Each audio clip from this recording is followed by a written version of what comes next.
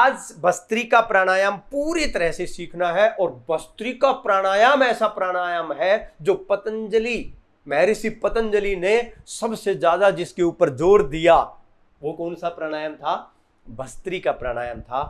क्योंकि मन को कंट्रोल करना आसान नहीं है। आपको पता है आपका मन और श्वास दोनों का गहरा रिलेशन है, मन और श्वास का। जब मन में उथल पुथल हो रही है तो आपकी श्वास में भी उथल पुथल होती है कि नहीं होती है? श्वास फूलने लग जाती है, श्वास तेज चलने लग जाती है, धीमी हो जाती है। ये होता है कि नहीं होता है? तो मन जो है ना, मन, ठीक है, इसी से सारा जो है ना ये कंट्रोल होता है। तो हमारा जो शरीर है और मन है, इन दोनों को कनेक्ट करने वाला, जोड़ने वाला कौन है? श्वास। ये प्राण जो है को है, यही जो है ना हमारे दोनों को जोड़ती है। तो इसलिए भस्त्रिका प्राणायाम, जैसे इसके नाम से ही पता चल रहा है, भस्त्रिका जो है एक संस्कृत का शब्द है जिसका मीनिंग होता है धोकनी की तरह। क्या है? धोकनी। धोकनी क्या होती है? सुना आपने धोकनी? धोकनी एक, जो आपने देखा होगा, जो लोहार होते हैं, गाढ़े लोहार, जो एक जगह जगह जो है ना लोहे के जो है ना कुछ वो बनाते हैं, जो गाढ़े लोहार, आपने देखा होगा उनके पास है ना, अब तो मशीनें आ गई हैं।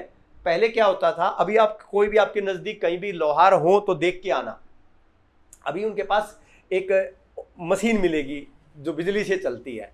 तो उसमें क्या होता है, गाढ़े लोहार क्या करते हैं, कोयला होता है आगे, और उस कोयले के ऊपर जो है उस धोकनी से, एक पहले क्या होता था, एक किसी भी जानवर की जो है ना किट से जो है ना वो बन जाती थी, या किसी लेदर से जो है ना वो बनती थी, धोकनी बनती थी। जैसे बोरी होती है ना, ऐसे ही उसके आगे एक पाइप बांध देते और ऊपर एक लकड़ी बांध देते, नीचे लकड़ी थी, पैर के नीचे दबा देते, ऊपर की को ऐसे उठाते थे, जैसे साइकिल में हवा भरते हैं, ऐसे ही जो है ना उसको उठाते। जैसे उसको उठाते लकड़ी को, चारों तरफ की एयर जो है ना उसके अंदर भर जाती, और जैसे दबाते वो उस पाइप के माध्यम से वो बहुत तेजी से, वेग के साथ, गति के साथ जो है ना वहां पर गिरती कोयले के ऊपर, और कोयले के अंदर इतनी तपन पैदा होती कि वो जो है ना, वो उस तपन से क्या होता, कोयला जो है ना लोहे को भी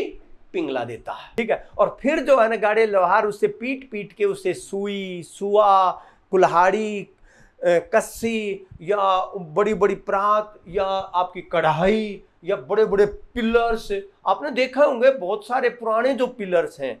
आज देखो किसी भी फ्लाईओवर कोई बनता है या कोई भी बिल्डिंग बनती है, उसकी लाइफ जो है ना 30-40 साल होती है, इससे ज़्यादा नहीं होती है, ठीक है। जबकि ये लोहा आज इतनी साइंस और टेक्नोलॉजी इतनी बढ़ गई है उसके बाद भी, और लेकिन आपने पुराने टाइम में देखा होगा बिल्डिंगें या बहुत सारी जो चीज़ें हैं, किले हैं जो है, वो आज भी जो है ना हजारों साल से चल रहे हैं। मंदिर देख लो बहुत सारे हैं, ठीक है। ऐसे पिलर्स हैं लोहे के, वो किससे बने हैं? सब धोकनी से। किससे बने हैं? धोकनी से बने हैं वो, ठीक है। क्योंकि उस धोकनी से इतनी जो है ना तपन पैदा होती है कि वो लोहे भी पिघल जाता है। तो इसको हमने समझना है। भस्त्रिका शब्द का मीनिंग समझ में आ गया? भस्त्रिका मतलब क्या है? भस्त्रिका है धोकनी की तरह श्वास लेना और धोकनी की तरह श्वास छोड़ना, ऐसे।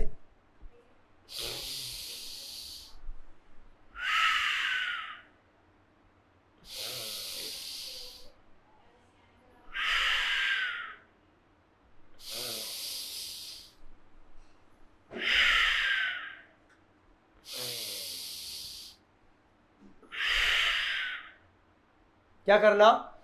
जब आप श्वास अंदर भरें तो धोकनी की तरफ पूरी श्वास लेनी है और धोकनी की तरफ छोड़नी है। तो जब धोकनी से में जब एयर अंदर जाती है, बाहर जाती है, तो आप देखेंगे वहां पर आवाज आती है बहुत। किसकी आवाज आती है? उस एयर की आने की और जाने की। तो इसलिए भस्त्रिका का मतलब है, भस्त्रिका प्राणायाम का मतलब है पूरी गहरी श्वास अंदर भरना, पूरी श्वास बाहर छोड़ना। दूसरा नियम, एक गति के साथ श्वास लेना है और गति के साथ ही छोड़ना है। धीरे धीरे नहीं करना, ऐसे नहीं। भस्त्रिका जो ब्रेथ है, भस्त्रिका की जो श्वास है, वो वेग और गति के साथ अंदर जाती है ऐसे, और गति के साथ ही बाहर जाती है। दो तरह की श्वास होती है, एक होती है उज्जयी ब्रेथ, एक होती है भस्त्रिका ब्रेथ। जो उज्जयी ब्रेथ होती है ना, वो बिल्कुल धीरे धीरे अंदर जाती है, बिल्कुल धीरे धीरे, वो हमें पता भी नहीं चलता, इतनी धीमी होती है, ठीक है। लेकिन जो भस्त्रिका ब्रेथ है वो क्या है, गति के साथ अंदर जाती है और गति के साथ ही बाहर आती है। समझ आया? तो पहला नियम क्या बताया मैंने, भस्त्रिका का प्राणायाम करने का पहला नियम क्या बताया मैंने, पूरी श्वास अंदर भरनी है, पूरी छोड़नी है। दूसरा नियम क्या बताया, एक गति के साथ, वेग के साथ श्वास लेनी है और श्वास छोड़नी है। तीसरा नियम, श्वास लेने में और श्वास छोड़ने में बराबर समय लगता है। जितना समय श्वास लेने में लगेगा उतना ही समय श्वास छोड़ने में लगेगा। ऐसे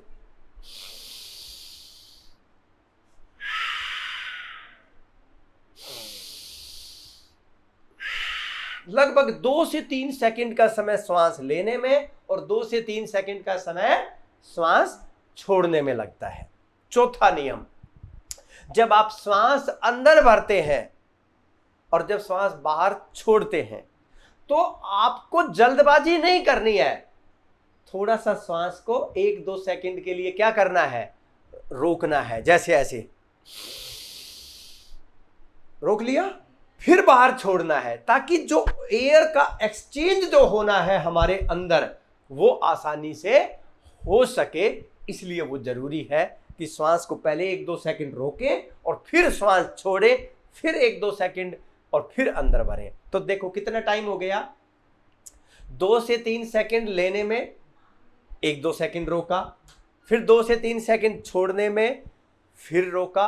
तो दोनों जगह रोक के, तो 1-2 सेकंड रोका तो मतलब 2 से 4 सेकंड किस में लग गए, रोकने में लग गए, और लेने में कितने लग गए, 4 से 6 सेकंड। यानी कि टोटल अगर देखें तो लगभग 8 से 10 सेकंड लग जाते हैं एक राउंड होने में। तो इसको बोलते हैं राउंड, क्योंकि श्वास ले रहे हैं और छोड़ रहे हैं, यानी कि आना और जाना दोनों होता है। तो क्या बोलते हैं उसको, राउंड्स बोलते हैं, ठीक है। तो ये है भस्त्रिका प्राणायाम।